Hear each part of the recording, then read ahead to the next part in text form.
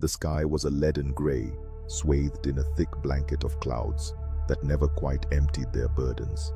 It hung over the small town of Elysian Hollow like an ominous specter, a constant reminder of something wrong in the world. Nestled in the depths of a secluded valley, the town appeared abandoned to time's relentless march. The streets were marked by the scars of forgotten days, weathered facades peeling back to reveal the decay underneath. Every whisper of wind seemed to carry with it a voice, a low hum that unsettled the very marrow of anyone who ventured outside. Something was amiss. Oliver Stemp had never seen the valley in such a state. He had returned home after years of absence, a man woven into the fabric of his own memories.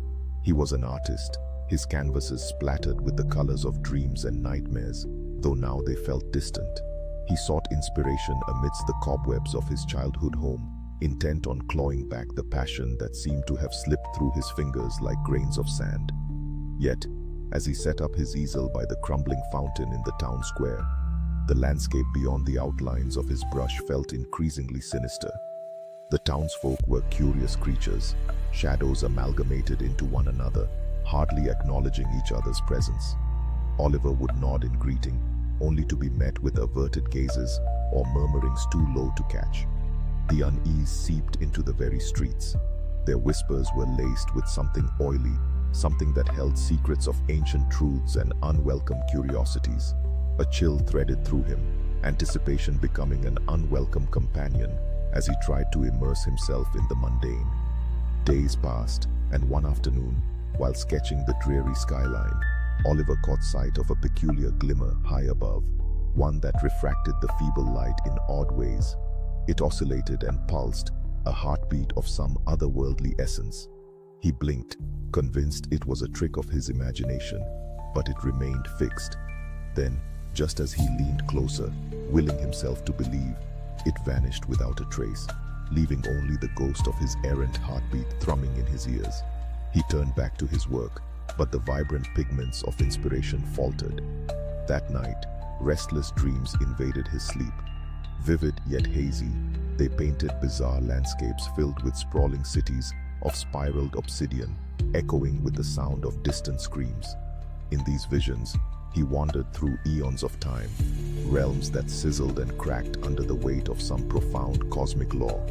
Shadows flitted just out of sight, their intentions obscured beneath an ethereal veil. Yet, embedded within the chaos was a singular refrain that whispered endlessly, "Come forth." Each day fragmented his grasp on reality. As the sun rose, he would forget fragments of dreams that felt more real than the waking world. Oliver toyed with fragments of memories, often catching glimpses of darkened figures lingering just on the edge of his consciousness. Context slipped away as each alien encounter knitted into his psyche like a cursed tapestry. He sought solace in familiar places, the library, the cafe, but the inhabitants were devoid of individuality, mere vessels tethered to a strange cosmic arrangement feeding the town's malaise. He spent late nights prowling the nearby woods, where the shadows danced like forgotten spirits. Each step silence seemed to echo, a weight upon the air festive with dread. He journeyed deeper into the tangle of trees, where the branches entwined like skeletal fingers above, clasping an absence of stars and moonlight. It was in this place that a revelation struck him. The entwined roots beneath his feet throbbed with an energy both alluring and terrifying. That night, he moved with purpose, eyes strained against the darkness as he followed the pulsating rhythm that thudded deep within the earth. The sensation overwhelmed him, seductive and suffocating. A sound like soft whimpering wove itself through his thoughts. He stood before a clearing, his breath hitching as he caught sight of strange symbols carved into the earth, their shapes unsettling, twisting into unnameable forms. Deep within the soil, a tear shimmered, radiating an eerie glow, challenging his comprehension. As daylight tempted the horizon, reality slapped him awake. He stumbled home, mind unmoored and heavy with the burden of his discoveries. The shadows deepened, enveloping Elysian Hollow in an impenetrable shroud, and as sleepless nights bled into one another, the whispers grew louder, more urgent, a chorus of lament and beckoning. The line between artist and lunatic blurred, and Oliver found himself transfixed at his easel, details of the strange hieroglyphs spilling over onto his canvas, colors running amok like a storm. Days melded together. Oliver lost tracks of hours, immersed in dedication tinged with dread. He could hear the townsfolk talking in hushed tones, casting wary glances his way. Each brushstroke unfurled a new revelation, visions drawn forth from the cosmic chasm, revealing creatures that defied earthly impulses. A grace wrapped with grotesqueness, their forms shifting from the known into grotesque iterations, each piece exuding an almost sentient essence. Gradually he understood. This was not art he recreated, but communion, a contact that stretched beyond the veil that separated that which rested within the stars. Elysian Hollow wasn't merely a town on Earth.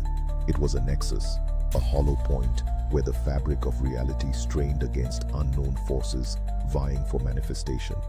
The feelings of dread grew more visceral, pressing upon him, squeezing the breath from his lungs.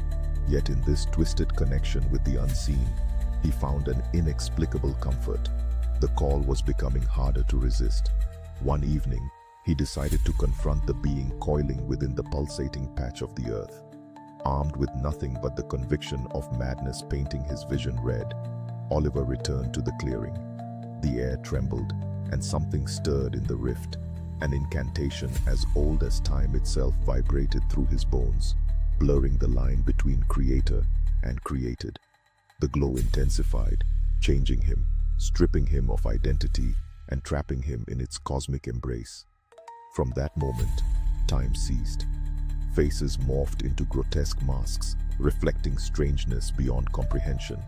Paranoia gnawed at him. The townsfolk no longer resembled humans. They sang in a language that was both alluring and disgusting, a circular cadence of hope poorly masked by despairing reality.